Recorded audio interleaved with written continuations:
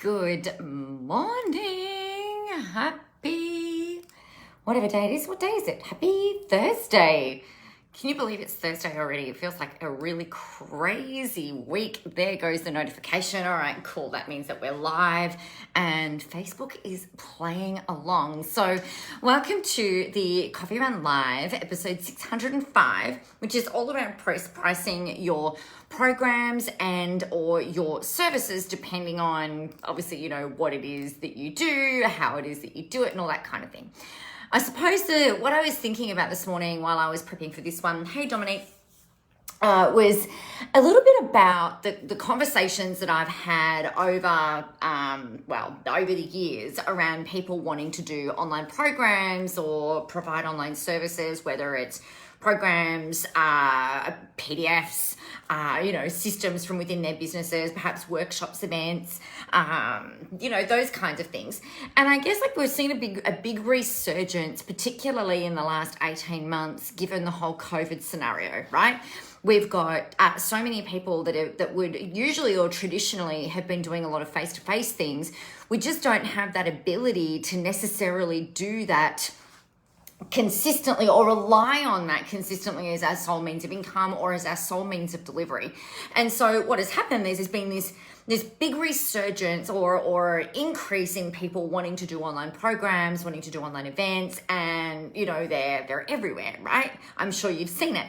So, it can feel though, I guess for a lot of people, it can feel a little bit daunting, right? You sit down, you outline your course, you outline your program, you outline your event, you work out what you're doing, you might do the workbooks, you might work out the stories you're going to tell as part of it.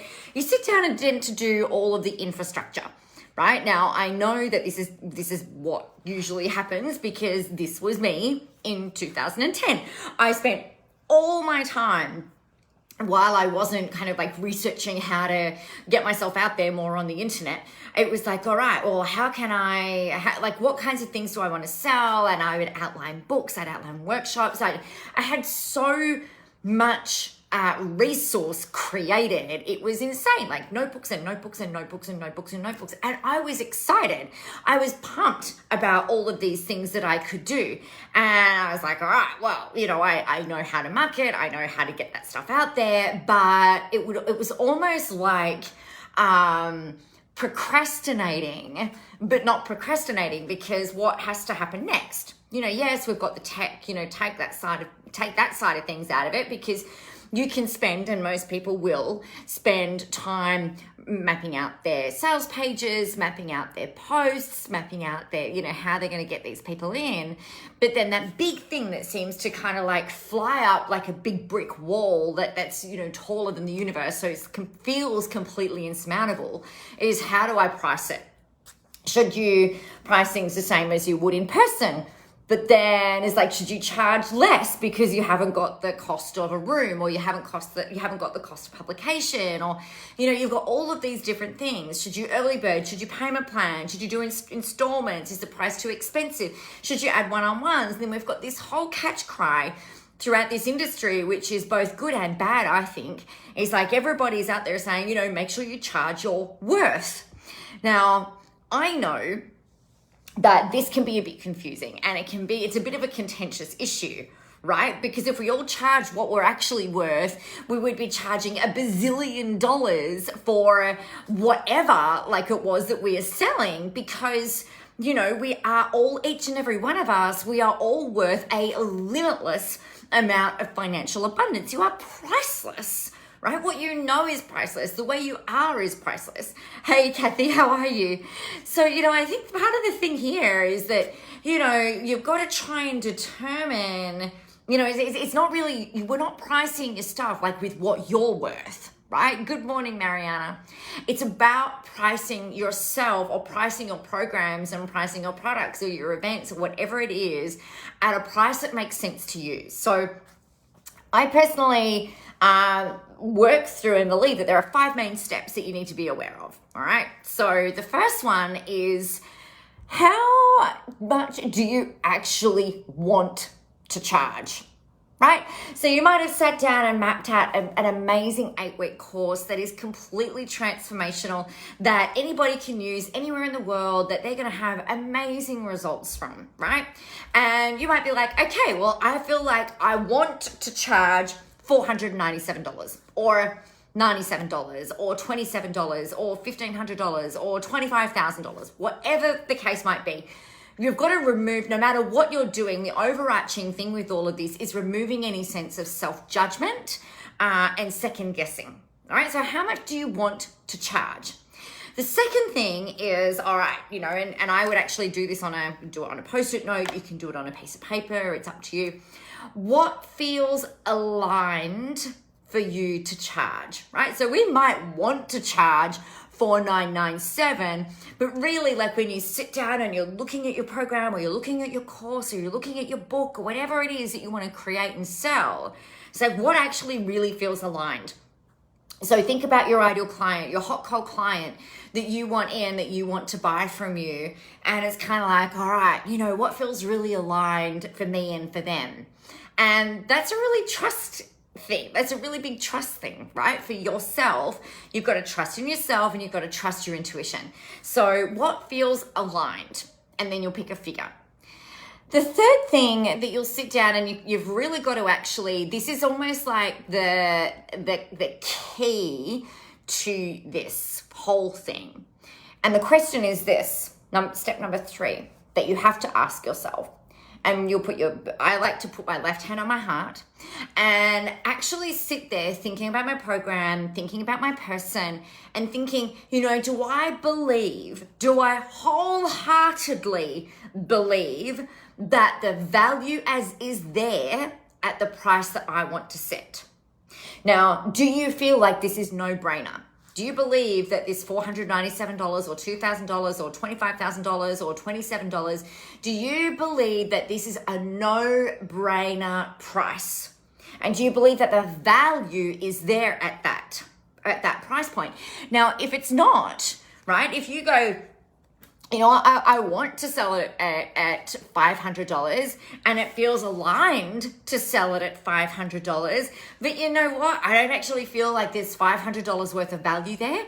You've got to add something else in, right? So add more value. Look at what else you can create so that you feel it. It has got nothing to do with your audience at that point.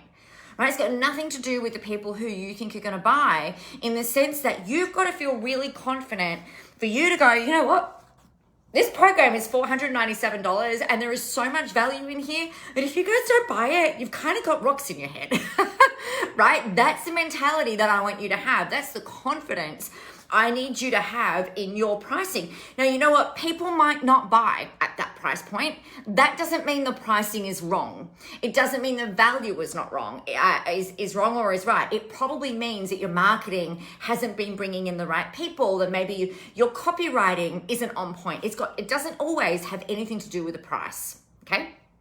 So that's step 3. Add more value, make sure there's value in there, and you feel like it's no-brainer. Step number 4. Now, this might sound a little weird, and I, you know, when I first heard about this, I was like, yeah, I don't know about this thing, but I promise you this works. So step 4 is muscle testing your price, right? So consciously, we're working through those first 3 steps are all our very conscious brain work, right? Very rational thinking, very pragmatic. So when we get into step 4, it's about making sure that our unconscious mind is actually linked with our conscious mind, and that, you know, we are physically, emotionally, mentally, and spiritually in alignment with what it is that we're putting out there. So we've got a muscle test, right? You can go and Google. There are a ton of different ways to do it. You can do the old, like the finger trick. You can, you know, stand still and feel if you're moving forward or feeling backwards. What I like to do, I like to stand in front of a mirror, and I will say things out loud, and I'll be watching my body reactions or I'll have somebody else watch my body reactions, right? And see how it feels in my body. Because here's the thing, you can rationalize anything. You can be incredibly logical about absolutely everything. But if your unconscious mind is not in alignment, then you can say, oh, my program is $497. But, if you're going like, or your body's doing something while you're talking about your price point, people feel that, they know it, they pick up on your body language cues. They might not even know why, but they get the sense that, there's something not quite right here. There's something a little bit off. Yeah. So it's really important to make sure that that's working. Now, if you're muscle testing, I like to do it in increments. So say that I've decided through step 1, 2, and 3 that my program is $497. And I'm sitting there and I've done the muscle testing, and I was like, I start my muscle testing. Should this program be $50? Should this program be $100? This program is $150. This program is $200, and keep going up in increments, right? So by the time you get to $497 or maybe $350 or whatever the price is, if you notice that your muscle testing is off, or your body is reacting in a not aligned way in the mirror while you're going through this, then you'll need to drop your price to the price point that your unconscious mind is telling you basically where it sits. So you might get to $350, your body starts to go wonky. That's your cue there that you go, okay, so it's $350. Do I want to add more value and then retest the muscle testing? Or am I happy to run with a $350? Personally, I would probably run with a $350, right? Because that to me is like $350, no brainer. Like if you don't buy this, you got freaking rocks in your head, and that's okay. So, I'm happy to walk away, right? It's almost like negotiating with yourself. It's like that can be your walk away price. Yep. So you might get more people in at that $350 than what you would have at $497 or you might make more money at that point because it's like, well, it has to be in alignment. Okay. So that's step 4, do your muscle testing. Step 5, the huge thing that I'm getting notifications. The big thing that I want to just reassure you, and this is kind of like not a step actually, but it's just a big reminder as part of your pricing strategy. Please, for the love of all things holy, do not worry about what anyone else in your industry is charging. Right? They will have done their own thing on themselves. They will have worked out whatever it is that they need. Maybe they've got other KPIs that they've had to meet that you are not familiar with. The thing that, or maybe they've got a bigger list or a bigger audience or a smaller list or a smaller audience.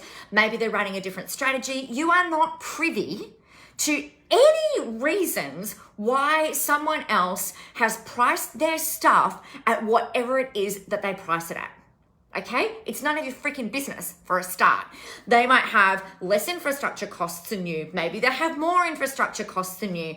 Who knows? It doesn't matter. It's the same theory of, it's not my business what anybody else thinks about me. It's not your business how anyone else prices their stuff. It's irrelevant.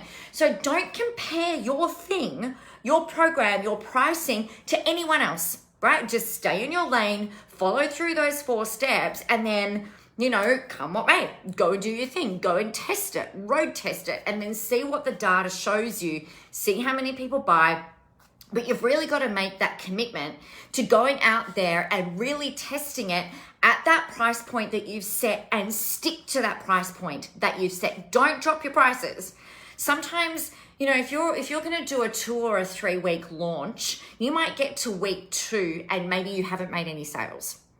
And that is really disconcerting. And I've been there. It can be really like, oh, fuck, what's wrong with me? Is my messaging off? Is the pricing too high? We go through all of these things, but I can almost guarantee you most people often don't actually make a choice and a decision, often until the last minute anyway, right?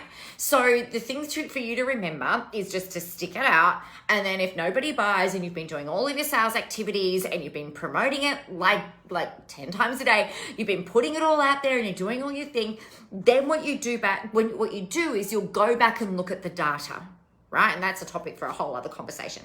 But this will help you with your pricing. This will help you feel more confident with going out there and putting your stuff out there, but most importantly, feeling like you can charge whatever the heck you like, right? And I've got to tell you again from experience, when you get to that point, it is almost like it just feels really liberating. Because you don't have to be worrying, this is what I should have charged, like everybody else is doing this, or, yada, yada, yada. It's like, no, this is what I'm doing. Stay in my lane. And if nobody buys, that's okay. We'll move on to the next thing. We'll analyze the data, see what comes up, and then move on and then go from there. Obviously, the best case scenario is that you're going to make sales. And most of the time you probably will if you have those 5 steps down and you've got your marketing aligned with everything that you're putting out there as well. So I trust that is helpful for you. If you have questions, of course, let me know. I would love to answer them for you. Otherwise, just a quick reminder, we have got our 4-week Implement Like a Boss challenge open up for new registrations happening this coming, ready to register now. We're going live this coming Monday every morning at 6 a.m. Sydney time to make sure that you have got your plan, you know what you're going to do for the day, and you've got that accountability and support. And I think that is sometimes the biggest thing that lots of us are missing in terms of feeling that, that we're taking aligned and consistent action and just really knowing what you need to do that day. So if you've got any questions about that, let me know. But otherwise, you know what you need to do. Get yourselves out there, have fun doing it. Remember, the world is ready for your brand of awesome, and have an amazing day. I will see you tomorrow.